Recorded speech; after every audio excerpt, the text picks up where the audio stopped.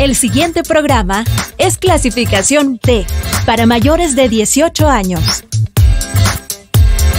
Dirección de Espectáculos Públicos, Radio y Televisión. Ministerio de Gobernación. Damos inicio a Café con Pan, una entrevista formalmente informal. Muy buenos días, estamos en una nueva entrevista de su programa número 1 de entrevistas políticas, Café con Pan. Este día, ya saben, vamos a tener un invitado súper especial, realmente muy especial, aquí en Café con Pan.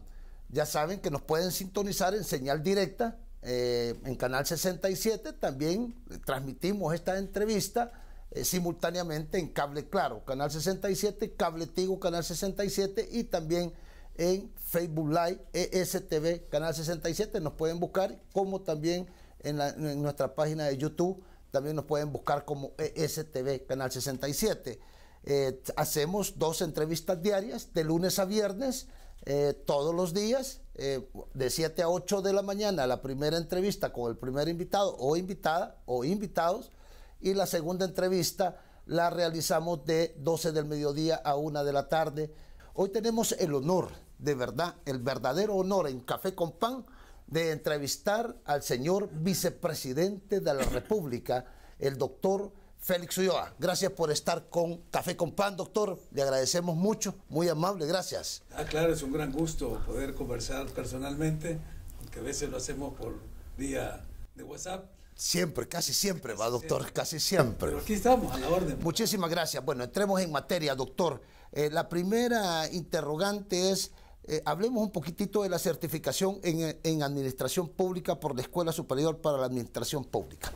Bueno, quizás para la audiencia que no está enterada, el presidente Bukele, mediante un decreto ejecutivo, creó la ESIAP, o sea, la Escuela Superior de Innovación en la Administración Pública. Correcto. Es importante subrayar el concepto de innovación porque la formación pública para los empleados, funcionarios del Estado, ha sido bajo los métodos tradicionales, y ahora con toda la apuesta que tiene El Salvador de insertarse en la era digital y aplicar las tecnologías de la información y la comunicación, las TICs, a todos los procesos administrativos, pues culmina justamente con ese asocio que el presidente firmó recientemente con la empresa Google para modernizar los procedimientos en el Estado.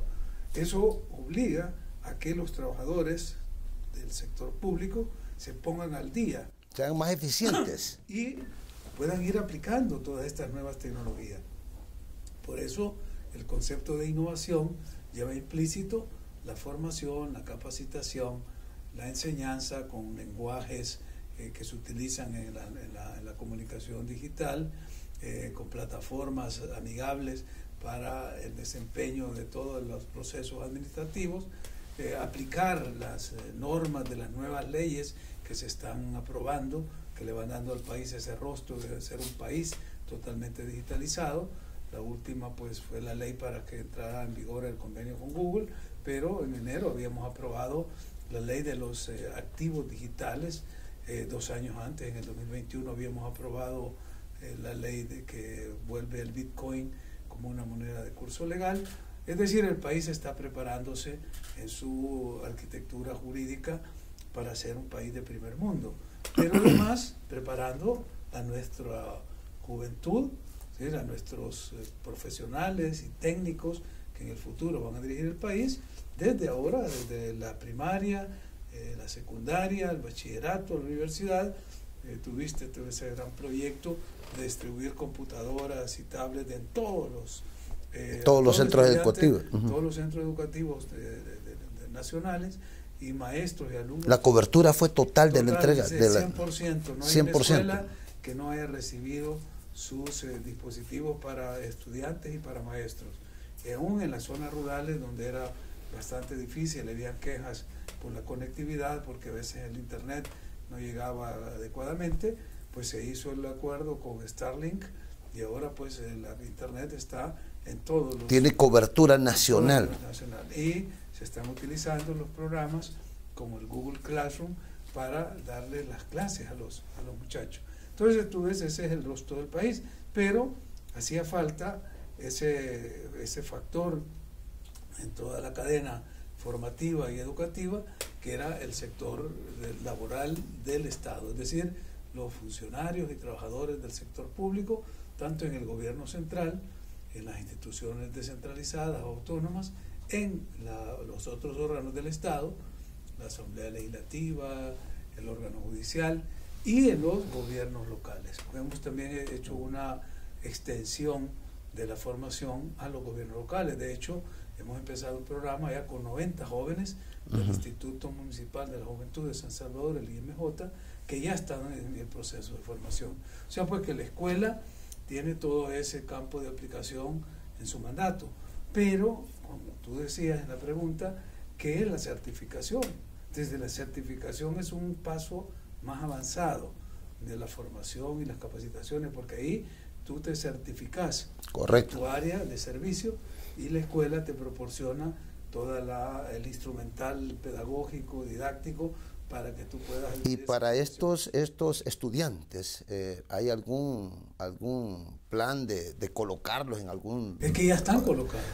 Ya laboralmente. Claro, se trata de los funcionarios que están trabajando. Ah, bueno, qué bueno. A ellos que se les está dando la certificación. Qué bueno. Y en la parte de los estudiantes, de los... No, bueno, eso es hacer la oferta al mercado. Porque esto viene desde primaria hasta la universidad. Claro, esa es la nueva oferta laboral que hace El Salvador para las nuevas empresas que se están formando. Que ya viene... Hay un déficit. No, la empresa se queja que hay un déficit de personal, de conocimiento tecnológico. Claro, de personal que esté formado, porque en el pasado nos formaban de otra manera. Entonces ahora las empresas están buscando programadores, están buscando todo este tipo de que conozcan, la tecnología debe de estar. Entonces, y te hablo de empresas nacionales, porque la idea es que El Salvador salga y haga una oferta laboral a todo el mundo, es decir, las compañías transnacionales que tienen necesidad de contratar expertos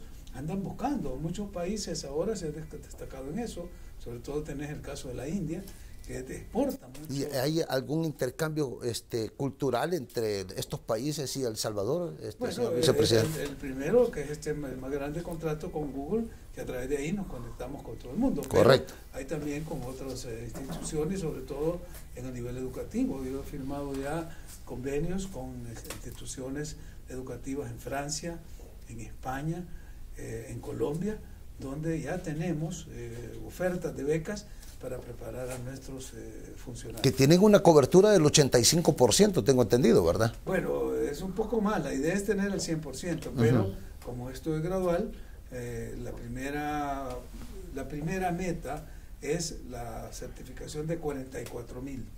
Eso es el primer ejercicio.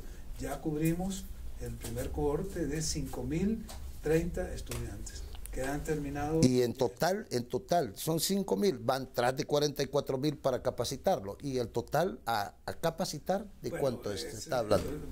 Acordate que si vemos la ley de salarios, la plantilla del Estado va de arriba de los 200,000 funcionarios. Entonces vamos a ir cubriéndolo poco a poco. Además, por especialidades, por áreas, te decía, estamos primero con el órgano ejecutivo, es decir, gobierno, un poco gobiernos locales, con este caso del programa de la alcaldía de San Salvador Centro, en este caso. Sí, de acá, pero también hemos hecho otro programa con la EUDE, se llama, que es la Escuela Europea de Dirección de Empresas, que ya capacitamos a los gobernadores, los 14 gobernadores y sus equipos administrativos. Así pues vamos a ir cubriendo por áreas. ¿Y este EUDE también va a cubrir a los alcaldes? Bueno, los programas están abiertos con los gobiernos locales.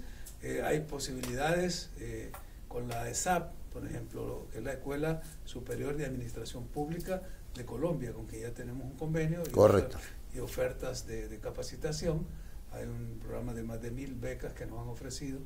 Está el ICAP, que es el Instituto de Administración Pública de España, Y así pues tenemos con varios. O sea que el trabajo que usted está desarrollando, señor vicepresidente, es un trabajo que de verdad es encomiable, o sea, tiene bastante, ha hecho bastante, ¿no? Y está haciendo mucho. Es una necesidad que el país tenía, era un déficit que tenía. Que enrumbarlo a la parte tecnológica.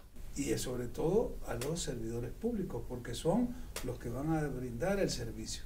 Y la idea es que, como dijo el presidente Bukele, y lo ha repetido en varias ocasiones, lo público tiene que ser igual o mejor que lo privado. Entonces, es correcto. Pero ¿cómo vamos a lograr eso si el capacitándolo? empleado público no tiene esa formación, no se le ha dado esa oportunidad? Son casos aislados de gente que se va a formar con unas becas que no están en algunos países. En el caso de Japón, que nos ofrece becas para niveles de posgrado, de maestría y de doctorado. Otros países becas de especialización. Pero la idea es cubrir desde nuestros propios recursos y en el país a nuestro sector público. Es decir, qué bueno. O sea, la visión, el objetivo es de verdad, optimizar el Estado. Así es, hacerlo eficiente, o sea. Y dar un servicio de calidad para los usuarios. Para los usuarios, porque somos nosotros, pues. Sí. Bueno, continuemos. El Salvador asume la presidencia pro tempore del SICA. Foros y actividades, cuéntenos de eso, señor vicepresidente. ¿Qué rol juega usted en eso? Bueno, como tú sabes, el SICA es el Sistema de Integración Centroamericana. Correcto. Que hoy por hoy pues somos 8 estados, las 5 provincias originales de Centroamérica, luego se une Panamá, luego se une Belice y por último se ha unido la República Dominicana. Entonces somos 8 estados que conformamos el sistema. Y la presidencia del sistema es rotativa, por eso se llama pro tempore, porque dura cada 6 meses. Cada 6 meses se va rotando de cada Durante país. los 5 años están rotando los 6 meses. No, cada 6 meses, no 5 años, es todo el tiempo. Todo el tiempo. O sea. Desde que se fundó el SICA en 1991, que fue cuando se firmó el protocolo de Tegucigalpa, hasta que se estructuraron sus órganos fundamentales, que tiene que ver con el Parlamento Centroamericano, la Corte Centroamericana de Justicia y la Cumbre de Presidentes. Entonces, los presidentes presiden el sistema, vale la redundancia, y cada 6 meses se va pasando. Nosotros la recibimos de Belice, yo fui en nombre del presidente Bukele a recibir la presidencia pro tempore y se la vamos a entregar a Honduras en la sede. Hoy por hoy usted es el presidente. El Salvador tiene la presidencia. Pero usted lo representa. Es el presidente de la República. Pero delega, es correcto. Por delegación de él yo asumo pues la representación. Es correcto. ¿Qué relación tiene el SICA con el Parlacen? Cuéntenos. El Parlacen es parte del SICA. O sea, por eso te decía, el SICA es Sistema de Integración Centroamericana. Correcto. Tiene órganos fundamentales que son 3. Uno es el Parlacen, el otro es la Corte Centroamericana de Justicia y el tercero es la Cumbre de Presidentes. Son los 3 órganos fundamentales, como que dijera el Ejecutivo, el Legislativo y el Judicial de Centroamérica. Correcto. Y el Caribe, en este caso, por República Dominicana. Pero además... Pero hoy por hoy no tienen jurisprudencia en los países, ¿verdad? ¿O sí? La Corte sí. La Corte sí va, la Corte. Da órdenes y se de obligatorio cumplimiento. El Parlacen está luchando para poder emitir normas de obligatorio y universal cumplimiento, porque ahora solo emite recomendaciones. Entonces la idea es reformar el protocolo para darle esa facultad legislativa. ¿Y la parte ejecutiva? Y la parte ejecutiva la ejerce la presidencia pro tempore a través del secretario general, y la sede del SICA, el secretario general, es aquí en El Salvador. El edificio está, que le llamamos la Casa de Centroamérica, está pegado a la Cancillería, antiguo Cucatlán, y ahí funciona todo el andamiaje administrativo del sistema. Son 10 secretarías las que hay, que se dividen según las áreas de los estados. Vamos a quedarnos hasta aquí porque vamos a ir al primer corte, señor vicepresidente. Amigos televidentes, no nos cambie, estamos aquí en Café con Pan, Canal 67, conversando con el excelentísimo señor vicepresidente de la República, el doctor Félix Ulloa. Por favor, no nos cambie, ya volvemos. Ya regresamos con más de Café con Pan.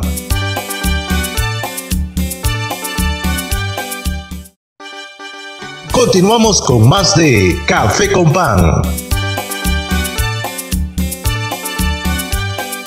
Gracias por estar nuevamente con nosotros aquí en Canal 67 en el programa Café con Pan. Estamos conversando con el excelentísimo, su excelencia, el señor vicepresidente de la República, el doctor Félix Ulloa.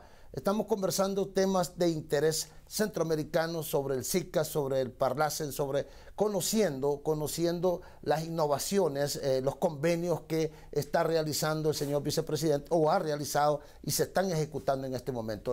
El objetivo es capacitar a todos los empleados públicos y también a los municipales. Eso es lo que está explicándonos el señor vicepresidente. Sigamos platicando. Nos habíamos quedado sobre sobre dónde estaba el edificio del SICA, aquí pegado a Cancillería. ¿Es correcto, señor vicepresidente? Sí, la sede del sistema, la Secretaría General, está en El Salvador. La sede del Parlacen está en Guatemala. La sede de la Corte Centroamericana está en Nicaragua. Y así se van desarrollando distintas sedes para los distintos países. Tenemos el ICAP, que está en Costa Rica, o la CIS, que es la Comisión Interregional de Salud, de Seguridad y de Salud, la CIS, en la cual la sede está en Panamá.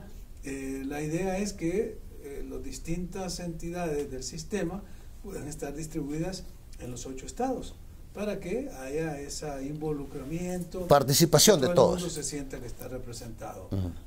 Claro, los países originarios, los que formamos el SICA en el 1991, pues tienen las instituciones más representativas. Y quizás la que más se conoce de todas estas es el Parlacen, ¿va? El Parlacen, porque se surgió antes del SICA. El Parlacen nació a mediados de la década de los 80, de 1985, 86, cuando estábamos en los periodos de las guerras civiles, en Nicaragua, en El Salvador, en Guatemala, no se habían firmado los acuerdos de paz. Entonces se creó como una instancia para el debate político y la búsqueda de la paz. Por eso es que más la gente lo conoce mucho más, porque es anterior al SICA. Correcto. Cuando se crea el SICA, ya se le integra como parte de la rama legislativa del sistema. Pero además de eso, te decía, en Honduras funciona el BCIE, que es el Banco Centroamericano de Integración Económica, y la idea que nosotros hemos planteado, nosotros, El Salvador ha hecho la apuesta para que en el mandato del presidente Bukele podamos dar un salto de calidad hacia un estadio superior de la integración. Por ahora hablamos del SICA. ¿En qué consistiría ese salto de calidad? Es pasar de la integración, porque SICA es Sistema de Integración Centroamericana. Entonces, pasar de la integración a la unión, o sea, crear la Unión Centroamericana. Al crear la Unión Centroamericana, ¿desaparecen las fronteras? No necesariamente, sino que tú ves el modelo europeo. ¿Cómo se llama en Europa? Se llama la Unión Europea. Unión Europea, así es. Y siempre hay fronteras. Es correcto. ¿Por qué? Porque lo que se crea es una entidad superior donde funciona. Pero sería más que todo económica, ¿no? No, es de todo. Es económica, política, social, cultural, en toda la instancia. Porque si tú ves, lo que crea son entidades e instituciones de carácter comunitario. Por ejemplo, allá funciona el Parlamento Europeo, donde a la par de los diputados que van... Bueno, y de verdad que el Parlamento Europeo tiene jurisdicción en los países, ¿o no? Claro, en el espacio comunitario.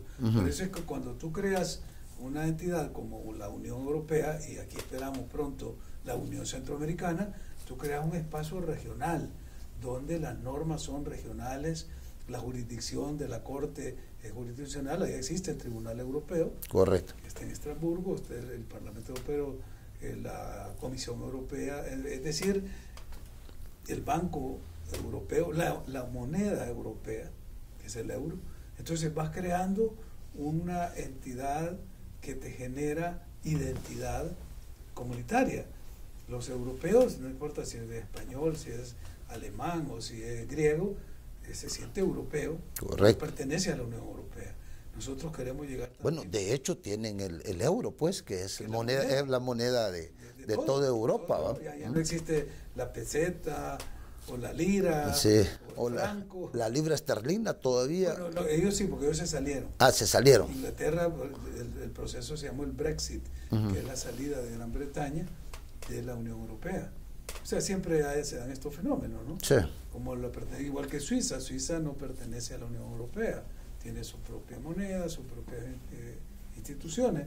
Pero esto es un proceso voluntario, es decir, si aquí en Centroamérica nosotros estamos proponiendo que se cree la Unión Centroamericana, no lo queremos imponer como se hizo en el siglo XIX, después que se rompió la República Federal. ¿Te acuerdas que cuando nos independizamos de España, sí, se creó una república federal de los federal centroamericana, ¿verdad? Que luego, por la acción de los grupos conservadores de la época, la subatearon, la boicotearon, hasta que la rompieron sí, y fusilaron a Morazán, que era el presidente de la federación. Entonces, estos procesos requieren, primero, de que hayan las condiciones necesarias para que se den. No se pueden hacer a la fuerza. Ya un presidente guatemalteco dijo que él iba a reconstruir la República Federal por la vía de las armas, Justo Rufino Barrio, y salió, y aquí murió en Chalchuapa, ya no pasó de Salvador.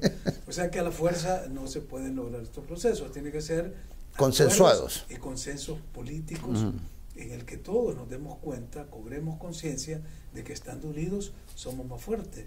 ¿Qué relevancia puede tener un país de 20.000 kilómetros cuadrados en el mundo contemporáneo? Es mínimo. Pero si somos 8, somos... Bueno, que ahora es diferente, señor vicepresidente, porque hoy con el posicionamiento que le ha dado el presidente Bukele a nuestro país, El Salvador, el reconocimiento de que gozamos de una seguridad aquí en nuestro país, gracias al presidente Bukele. Eso se llama ser un modelo. Y el hecho de hacer eventos como los Juegos Centroamericanos y del Caribe, viene Mis Universos, eso nos posiciona. Claro. Somos chiquitillos así, pero nos hace grandes en el mundo. Claro. Y la idea es que se traduzca ese ejemplo al resto de naciones. Que ha posicionado El Salvador a nivel mundial, de verdad. Claro, y eso es lo que te decía, usar este liderazgo que El Salvador está manteniendo ahora como una visión de desarrollo regional, porque tenemos que ser conscientes de que la extensión territorial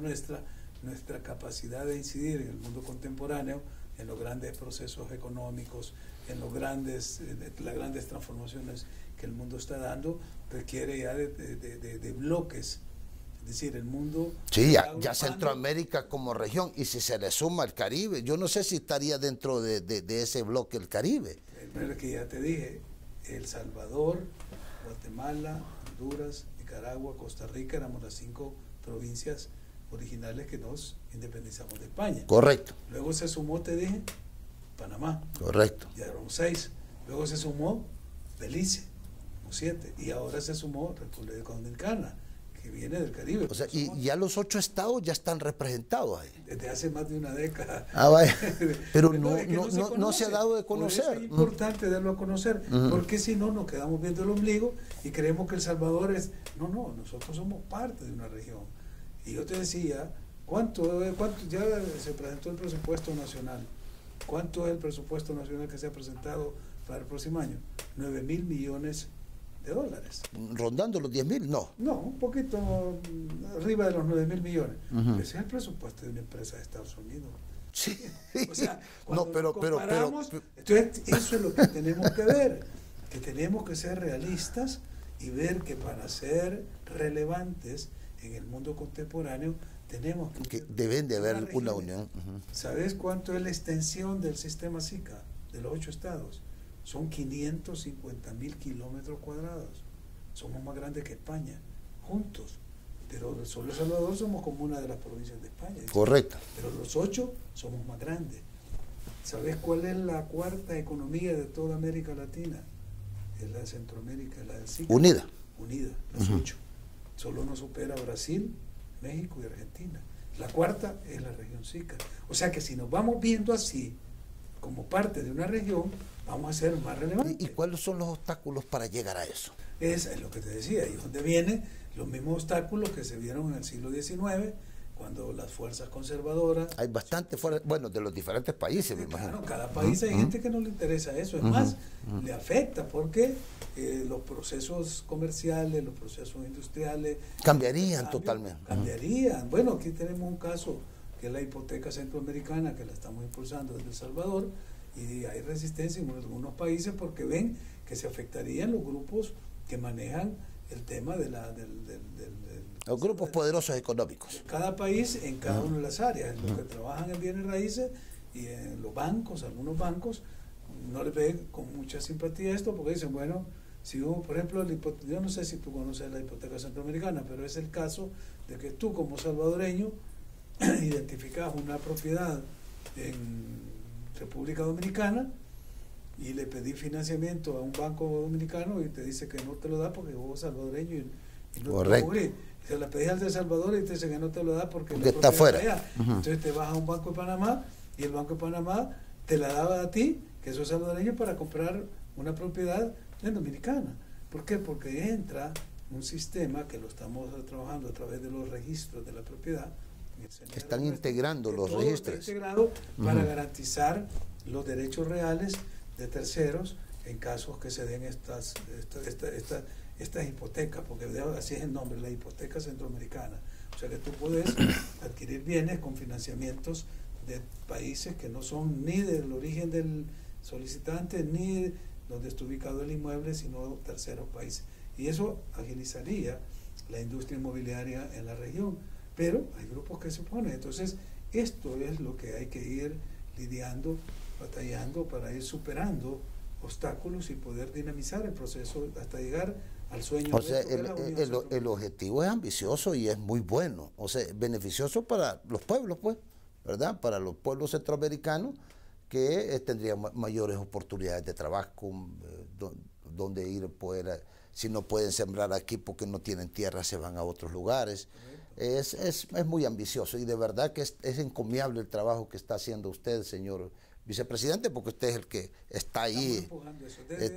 Desde nuestra posición en esta presidencia pro tempore hemos tomado como un desafío lograr que solo nos falta que un Estado ratifique el convenio y con eso ya entre en vigor. Ya todo. Con un Estado. Ya, 7 ya están de acuerdo. Es que según el convenio basta que sean 3 los que lo firmen para que entre en vigor. Ok, bueno, vamos al segundo corte. Estamos platicando con el señor vicepresidente de la República, el excelentísimo señor vicepresidente de la República, el doctor Félix Ulloa, aquí en Café con Pan, en la entrevista del pueblo. Ya regresamos. Ya regresamos con más de Café con Pan.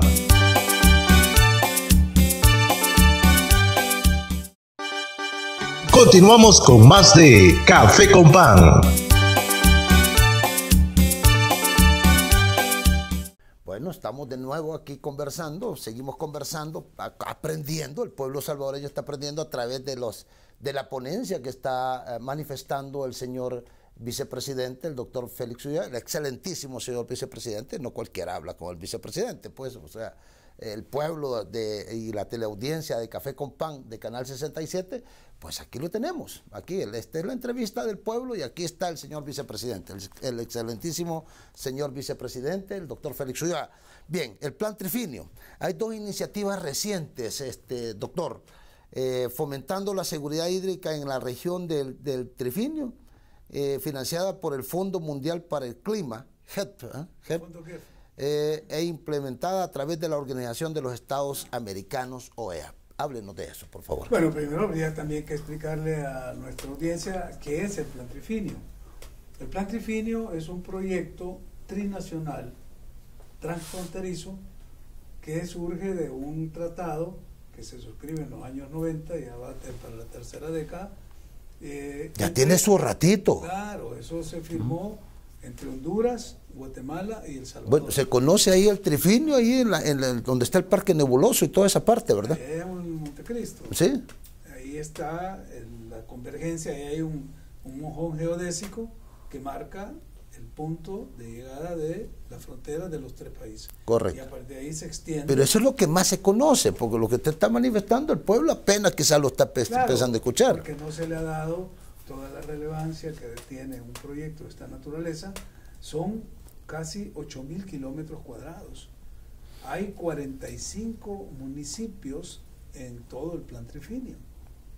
Del Salvador nos tocan 8. Sí, ya hoy distrito va. No, sí, bueno, todavía va a quedar uno porque Metapán queda solo va. Queda como sí, pero es uno de los 8 que forman parte del Plan Trifinio.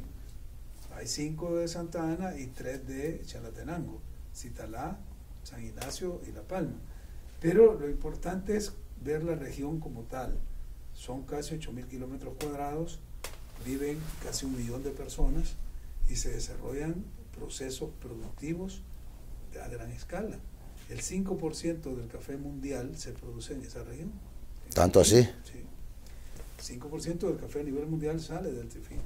Tenemos los grandes procesos en el lado de El Salvador, de todas las hortalizas, todo, la papa, el repollo, el aguacate, todo el tomate que viene a la tendona y que lo comemos acá, sale de esa zona. Ahí está un sistema lagunar en la zona del lago de Huija, la laguna de Metapán, el caso del río Lempa, que nace justo en la región Trifinio, nace en Guatemala, pasa por Honduras y entra a El Salvador, ahí por de Nuevo Cotepeque, entrando por el municipio de Citalá, y recorre todo el país. Todo el país. Entonces, cuando estamos hablando del tratamiento de cuencas, del río Lempa y de este proyecto de los fondos GEF de Naciones Unidas, que lo está administrando la OEA, estamos hablando de la vida del país, porque el agua y el río... El agua es vida. Pero el río para nosotros es la vida. Correcto. El río nos sirve para generación eléctrica, tiene ya varias presas, creo que son 5 las presas hidroeléctricas que genera el río Lempa, agua para riego, agua potable, porque casi la tercera parte de la Gran San Salvador se nutre del agua del río Lempa. Entonces, cuidar nuestro río es cuidar la vida de nuestro país. De nuestra gente, del pueblo. Cuidar todos los mantos acuíferos que están en esa zona. Hay un manto de más de 600 kilómetros cuadrados subterráneo. 2 mantos hay grandes en esa zona. Uno que tiene que ver que compartimos con Guatemala y otro que compartimos con Honduras. Entonces, darle atención y cuidar eso es cuidar en nuestro medio ambiente. Ahí también funciona una reserva que ha sido calificada por UNESCO como Patrimonio de la Humanidad, que es la biosfera Trifinio Mancomunidad, que por cierto en este mes que acaba de terminar de mes de septiembre teníamos que presentar el informe a la UNESCO para que nos renovaran por otros 10 años esa calificación. Cada 10 años. Cada 10 años se está mandando el informe, ya lo mandamos, ya la Cancillería se encargó de hacer esa entrega. Entonces estamos hablando de zona productora de café, productora de hortalizas, productora de cultura, porque ahí en esa zona del lago de Huija hay una parte de cultura maya xortí que no ha sido trabajada adecuadamente. Han llegado depredadores a robarse las piezas, ahora ya hay más atención. Ya están más, ya están protegidas. Ya están en zonas protegidas. Está además del parque de Montecristo, donde tenemos un jardín milenario con especies milenarias de árboles y de orquídeas y de flores. Es un verdadero paraíso. Un paraíso. Y luego está la otra reserva, que es la San Felipe, que está es un jardín seco, es un bosque seco, que surgió de las lavas de un volcán que hizo erupción hace miles de años y ha surgido una vegetación totalmente diferente. Entonces tenés ambientes que para el ecoturismo son muy atractivos. Entonces se quiere desarrollar esa línea del ecoturismo en la zona para que nuestra gente pueda... Es una zona de vida, es una zona de vida eso. De vida, de esperanza, de salud, de todo. Es decir, son ecosistemas... Es un pulmón también, va. Son ecosistemas que han estado por años abandonados y ahora los estamos retomando. Por eso es que quizás muy poca gente había oído hablar del Trifinio, hasta ahora que ya tenemos socios y aliados, como decimos nosotros, para el desarrollo, que están interesados en invertir en la zona, desde el gobierno de Italia, el gobierno del Reino de Marruecos, el gobierno del Reino de Gran Bretaña, en este caso los fondos de Naciones Unidas, del Fondo GEF de Medio Ambiente, el Banco KfW de Alemania, el gobierno de Estados Unidos a través de la USAID. Es decir, ya hay aliados importantes que han visto... Ya han puesto ojo, ahí está. Está ahí en eso. Y ahora son socios nuestros y con ellos estamos desarrollando procesos tanto de carácter agrícola, mejorando la calidad de la producción, una agricultura controlada a través de casas maya. Ya montamos más de 100 casas maya donde se está generando una producción. ¿Qué es casa maya? Casas mayas son unas casas, son unas construcciones que se hacen de 50 metros de largo por 10 metros de ancho, cubiertos con unas mallas, por eso casas mallas, con estructuras metálicas, donde se siembra distintos productos, tomate, chile, repollo, pepino, bajo una temperatura controlada. ¿Esto se está haciendo aquí en El Salvador? Esto se está haciendo ahí en la zona esa. Sería bueno ir a hacer un reportaje para verlas, porque en áreas donde no había nada, no había cultivos, y en laderas, ahí hemos ido a montarlas, y ahí ya la gente está empezando a tener producción, y como es una producción controlada, no es agricultura a cielo abierto como sucede en general, y que esté expuesta a lo que hemos visto, las quejas de los productores. El cambio climático. El cambio climático afecta, la sequía ha afectado mucha de la cosecha. Y parece que va a seguir afectando. Entonces tenemos que entrar a hacer esta economía, esta agricultura controlada, porque en estas casas hay... ¿Cuántas estructuras de casas mayas hay ahí? Ya tenemos más de 100. Está bien, va. Más de 100. Y estamos está bien. Más. Esto lo estamos en asocio también con el Ministerio de Agricultura, que ya nos ha ofrecido más casas mayas, porque el Ministerio tuvo un contrato con una empresa israelí, que son las que vinieron. ¿Y el objetivo final son unas 1000 casas mayas? Las que se puedan. Y llevarlas a todo el país. Es ¿Para correcto. qué? Para poder tener agricultura todo el tiempo. ¿Y esto lo está apoyando el gobierno de Israel? No es el gobierno de Israel, es una empresa israelita la que produce estas casas, pero es un contrato con el Ministerio de Agricultura. Nosotros somos beneficiarios de este proyecto. En el caso nuestro, el gobierno de Marruecos nos ha dado apoyo para hacer las casas mayas del trifinio, con maquinaria especial para la recolección del producto, de manera que ya no se pierda. Son unas máquinas que van entre los surcos y van recogiendo el producto. Ya no lo hacen manual, sino es la gente. Se va haciendo con este equipo. Entonces, todo eso es un avance para el modelo de desarrollo, teniendo en cuenta la escasez de territorio que tenemos. Tenemos un territorio pequeño. O sea, lo estamos aprovechando al máximo. Esa es la idea. Es más, ya empezamos con cultivos hidropónicos también. Hemos hecho un vivero, por ahora 450.000 árboles, que ya se empezaron a distribuir en todos los 8 municipios. ¿Frutales o maderables? Frutales, maderables y de café. Ok. Porque la idea también es remozar y renovar el parque cafetero del país. Como tú sabes, El Salvador antes era uno de los más grandes exportadores de café en el mundo. El grano de oro, es el grano de oro. Llegamos a exportar hasta 5 millones de quintales. Este año no llegamos ni a 1 millón. Ni a 1 millón de quintales. ¿Por qué razón? Porque se abandonaron las fincas. Porque el modelo de desarrollo, cuando terminó la guerra, los gobiernos anteriores, tanto de Arena como el FMLN, le dieron espalda a la agricultura. Las fincas se abandonaron, se cerraron los beneficios. ¿Y qué hizo la gente? ¿Se vino para las ciudades o salió para dónde? Para Estados Unidos. ¿De dónde es la mayor gente que ha salido? Del campo. Es correcto. ¿Por qué? Porque se abandonó la agricultura, que es la visión del presidente Bukele. Además de que los pandillas y todo eso. Eso es el segundo factor. El primero fue la falta de oportunidades en el campo, con el cierre de fuentes de trabajo. Y luego llegan las pandillas y aceleran, es un acelerador de la migración de la zona rural. Con el plan de reactivación agropecuaria, hay un proyecto de renovar 50.000 manzanas de café para generar empleo. Y además, con el plan control territorial, limpiar las comunidades de las pandillas. Ya vamos a hablar de plan control territorial, 7 etapas, pero todavía no hemos llegado a eso, señor vicepresidente. Ya nos acaba el tiempo. Bueno, hablemos pues del mensaje de la nación del presidente Bukele del 15 de septiembre, donde habla también del programa del plan control territorial, la fase 6. La integración, que le llaman. Sí. Van a crear una dirección general, ¿verdad? Sí, claro, ya está. Es el momento en el que, habiéndose cumplido las primeras 5 fases, la quinta, que fue la fase de extracción, que era ir con los cercos militares, el último pues allá en Cabañas, en el cual se lograron capturar ya más de 200 cabecillas y miembros de... Todavía habían 200 que... Más hay, si todavía el cerco no se ha levantado. Todavía se siguen capturando porque es la zona montañosa donde se habían ido a esconder estos malhechores. Pero bueno, el tema es que terminada la fase 6 pasamos ya a la integración, que es la reconstrucción del tejido social que había sido afectado por la violencia de estos grupos criminales.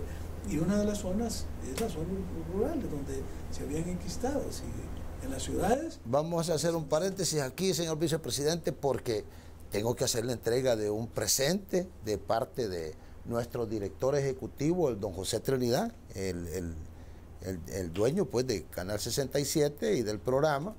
Pues quiero hacerle un presente aquí. Nosotros le traemos esto, ¿verdad?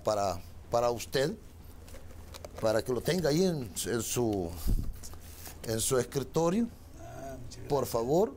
Ahí, sí, para que nos recuerde, pues, y que vea que ahí estamos para servirle, ¿eh? Gracias a nuestro equipo de Canal 67 y el mío propio, pues, del programa Café con Pan. Y también queremos pedirle un favor. Queremos que también se la entregue al señor presidente, porque no sabemos si lo vamos a entrevistar, ¿verdad? Entonces, también al señor presidente Nayib Bukele, ¿verdad? Para que tenga ese presente, ¿verdad? Hoy mismo se lo hacemos llegar. Por favor, y dígale que está invitado a Café con Pan. Está invitado a Café con Pan. Entonces, bueno, continuemos. Estábamos hablando de... Te decía entonces que, bueno, el presidente dio su anuncio el 15 de septiembre, pero no hay que olvidar el discurso del 1 de junio. El 1 de junio habló del combate a la corrupción, de la reducción de los municipios, reducción del...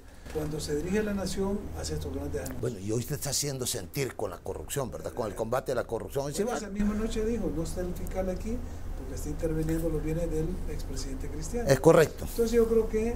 No, y también dijo, no metan la mano por nadie. ¿Va? Aquí va el caso de Juan Pablo Durán, pues, o sea, bien reciente. ¿Quién se iba a creer eso, pues? Aunque yo no lo dudaba, pero bueno, es una opinión personal. Vamos a ir al último corte, señor vicepresidente, y vamos a continuar con el mensaje a la nación del el excelentísimo señor presidente Nayib Bukele, el líder que nace cada 100 años, ¿verdad? Pues cuando regresemos de este corte, amigos de Café con Pan, no nos cambie, estamos con el doctor Félix Ulloa, el excelentísimo señor vicepresidente de la República. Ya volvemos.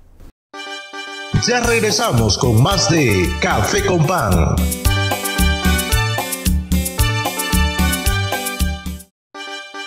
Continuamos con más de Café con Pan. Gracias por estar nuevamente con nosotros. Aquí estamos conversando con el excelentísimo señor vicepresidente de la República de El Salvador, orgullosos porque vivimos en seguridad. Gracias a Dios, al presidente Bukele y también al vicepresidente Félix Ulloa, porque usted es el brazo derecho pues del presidente Bukele, trabajan en conjunto. Una persona muy capaz. Usted, señor vicepresidente, es un de verdad un verdadero profesional, muy admirado por muchas generaciones. Así que estamos conversando con el señor vicepresidente Félix Ulloa, el excelentísimo señor vicepresidente Félix Ulloa, y estamos platicando del discurso del señor presidente de la República del 15 de septiembre. ¿Es correcto? Correcto, estamos hablando de la etapa número 6, que es la parte de la integración, reconstrucción de tejido social, preparación. Él además usó unos conceptos que hay que saberlos sacar entre líneas de lo que él dijo, porque dijo que era, cuando habló del asocio con Google, que era momento de irnos preparando para entrar de lleno en la era digital, la cuarta revolución industrial. Entonces, cuando vamos a ir en etapa de la integración trabajar en las comunidades. Que ya se está haciendo. Bueno, están los cubos. ¿Qué sí. más ejemplo que los cubos?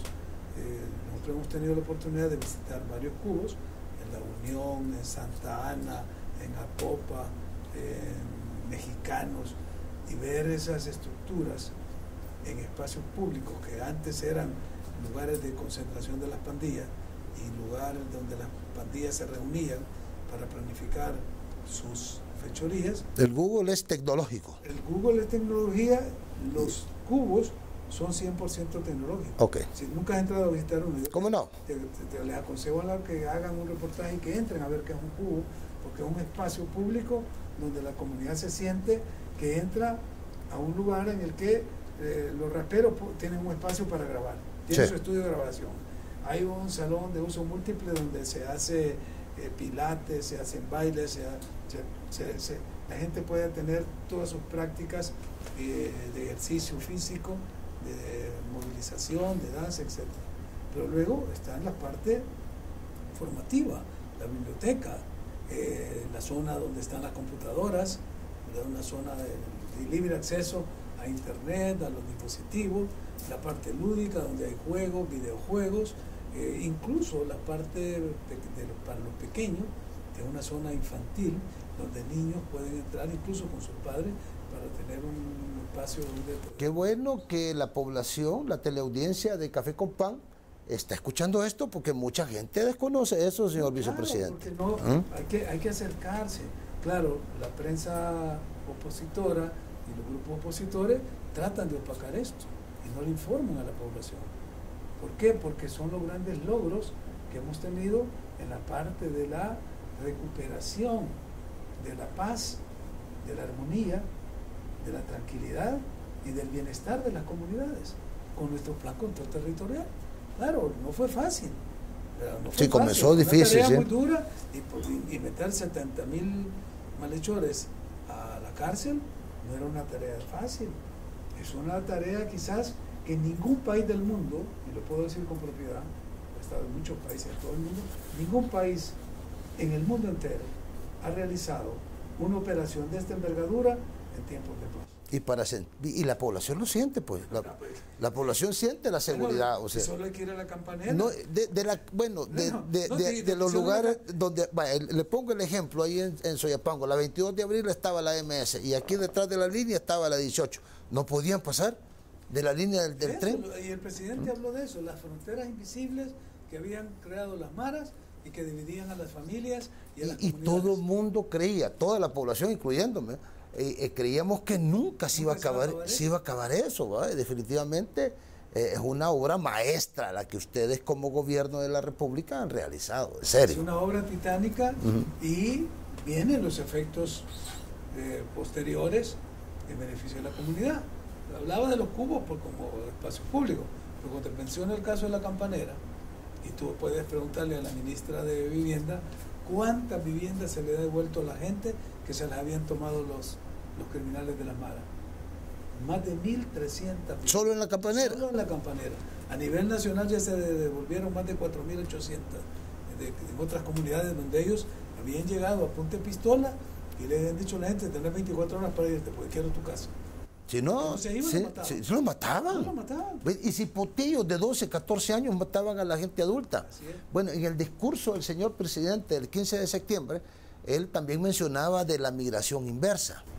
Es un atractivo que se está tratando. Que hablaba hasta un 60%, ¿va? Eso lo dice un estudio que se hizo de Naciones Unidas, de la OIM, Organización Internacional de las Migraciones, donde decía pues que hay una expectativa de la gente que vive fuera del país de retornar a El Salvador.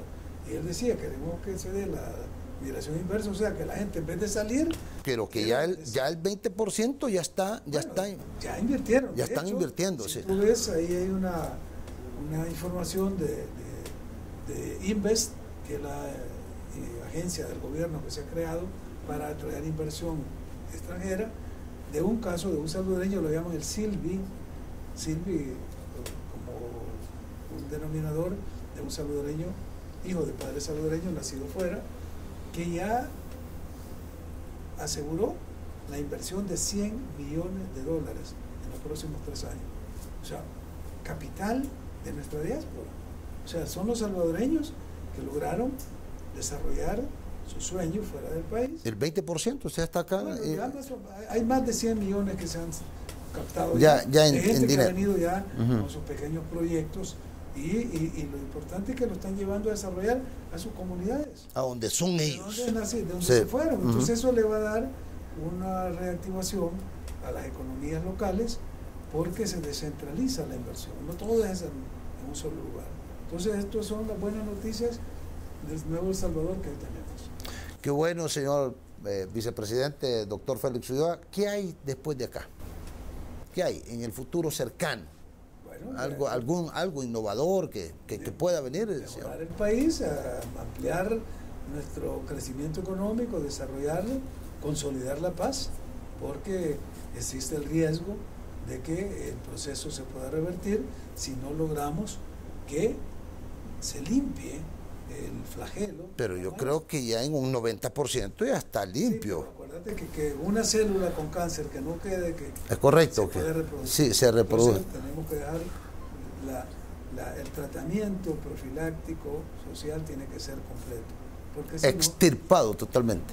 Y que no quede la reacción, ¿verdad? Porque los hijos de estos, que muchos de ellos están en estado de abandono, pueden retomar esos ejemplos. Entonces, es necesario atender también como Estado a esa niñez que ha quedado abandonada, porque muchos de estos que hoy están allá presos fueron niños abandonados, que el Estado no los atendió.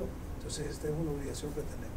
Que bueno, amigos televidentes, llegamos al final de la entrevista y como siempre yo mando un mensaje de reflexión a nuestra teleaudiencia y dice sí, la luz del cielo los ilumine y la bendición de Dios los acompañe. Señor vicepresidente, tiene las palabras finales para nuestra teleaudiencia. Gracias por haber estado aquí en Café con Pan, muy amable, gracias. Bueno, en primer lugar agradecer a Café con Pan la oportunidad de tener esta conversación con nuestra audiencia, decirle que estamos comprometidos a dejarle a las nuevas generaciones un nuevo país, que ese país que nosotros recibimos es parte del pasado y todos los males, toda ese dolor, esa frustración que existía en nuestra población va a ser parte de una historia, porque ahora basta verle el rostro a nuestros compatriotas y ver la sonrisa, la alegría en las caras que hace 4, 5, 6 años eran de angustia y de dolor. Eso es el mejor testimonio de que el país está cambiando, que el liderazgo del presidente Bukele está haciendo y cumpliéndole al país esas transformaciones que se ofrecieron y que esperamos lo ratifiquen para que pueda continuar durante un segundo mandato. Gracias a nuestro patrocinador, don José Chicas, que él es el alcalde actual de Ilopango, quien busca va de candidato a San Salvador Este por el partido Nuevas Ideas. Él es patrocinador de Café con Pan. Agradecerle, don José Chicas, el poder del ejemplo, ¿verdad? El poder del ejemplo es el eslogan que él tiene. Pues él es patrocinador nuestro de aquí, Café con Pan, y no me resta más que decirle que Dios se digne en bendecir El Salvador. Hasta la próxima. Finalizamos la entrevista Café con Pan, una entrevista formalmente informal. Los conceptos vertidos en el programa anterior son responsabilidad directa de quien los emitió. En ningún momento representan la línea editorial de esta estación televisora.